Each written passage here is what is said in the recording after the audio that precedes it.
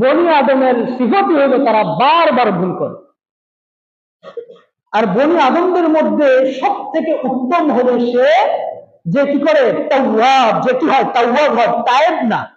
তায়েব মানে হচ্ছে যে একবার তওবা করে, আর তাওয়াব বলা হয় যে বারবার কি করে তওবা করে। আপনি 100 বার গুনাহ করে ফেলছেন, আপনি 100 বার তওবা করেন, আমার আল্লাহ আপনাকে 100 বারে মাফ করে দিবেন। সুবহানাল্লাহ। শয়তান চ্যালেঞ্জ করছে আল্লাহ যে আমাকে আপনি কিয়ামত দিবস পর্যন্ত সুযোগ দেন।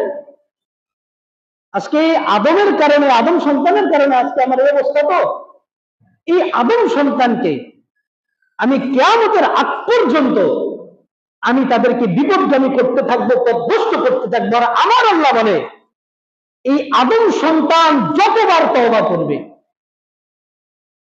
যতবার তওবা করবে, ততবার আমি তার গুনাহ মাফ করে দিব। সুবহানাল্লাহ।